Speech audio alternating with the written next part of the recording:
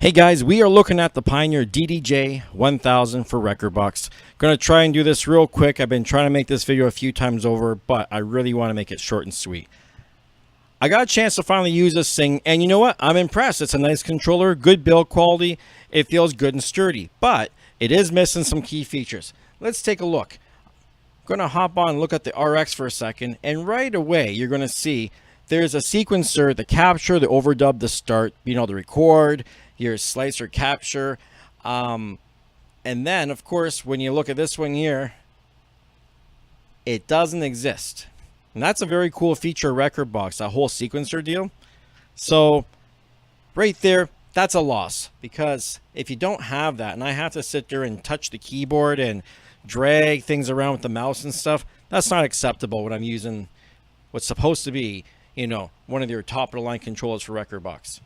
You do have the you got the key shift features and the keyboard features. Key shift allows you to change the key while it's playing, so you can kind of play it musically.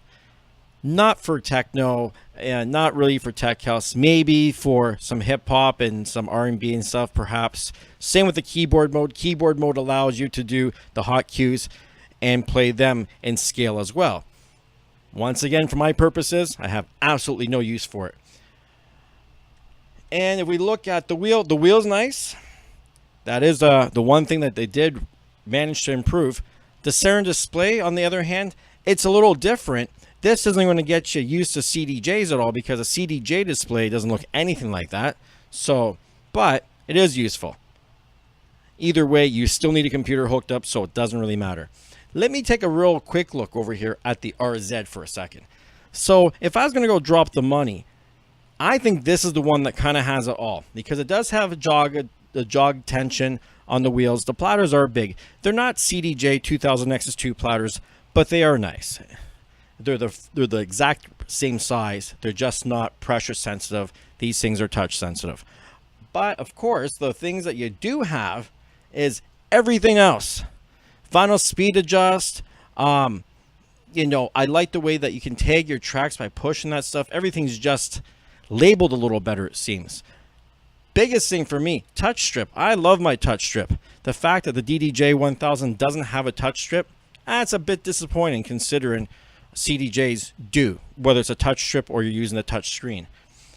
Of course, the fact I can adjust my grid right on the fly, that's another one I really do like. It's very helpful. What else we got here? We got the slicer mode. I like having slicer. I have absolutely no reason for those key shift and all that other stuff. This is fine for me. I still have my pad effects 1 and 2, my slicer, my sampler, and I have all the buttons I need for my sequencer and such. Sound color effects. It's got space right there. That is definitely one of the better effects, and the color effects, because you look over at the other one here, and the color effects is dub echo, which is nice. The pitch. How many more buttons do we need on this controller to change the pitch of a song? I've never changed the pitch, so I think that's a stupid effect. The noise is way too loud. Once again, just like a DJM-900, it was useless. On the Nexus 2, they turned around and put a parameter effect so you could adjust the amount of white noise. The filter, of course you got a filter. Everybody needs a filter, right? The slip reverse button I really like on this unit, but if we look over here, and we have the same slip reverse anyway, so there's just not too much. You know what? This thing here also has 2 USB ports, the same as a DDJ-1000. And build quality, I kind of like the build quality. I've used the RZ before, and I was pretty happy with it. You got your sampler volume is what we're just looking over here. It's been a while since I did use this thing. And that's right, we got sampler volume right there on the knob. And you've got a sync button right there for your sampler, which, look over on this one here, and under the sampler, we have nothing. Once again, I'm going to have to click, and I don't want to be using my mouse if I have a controller. So, you know what, as far as I'm concerned, I'm not even really sure. I haven't looked the price of an RZ in a while to see what these things are worth. But it doesn't matter. because I still find that this is the better system for me.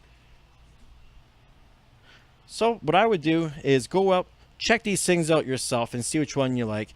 The RZ is big. There's no doubt about that. It's bigger, I believe, than the DDJ-1000, which is also a little bit bigger than the RX. But I'd rather have something a little bit bigger that just has all the buttons I need. And yeah, I'm just shocked that they would have turned around and made a brand new controller and they didn't incorporate everything. They still left stuff out. Makes me think, were you purposely lining yourself up to have the MK2 model come up next year that does have all the extra buttons? Anyways, guys, that's way longer than I want to talk about these things. You're going to have to decide for yourself. Feel free to leave some comments and you tell me what you think. Because, like I said, this is nice, but they missed out on half the stuff it can do. Anyways, guys, I will talk to you later. Subscribe to the channel. Have a great day, and we'll talk to you soon.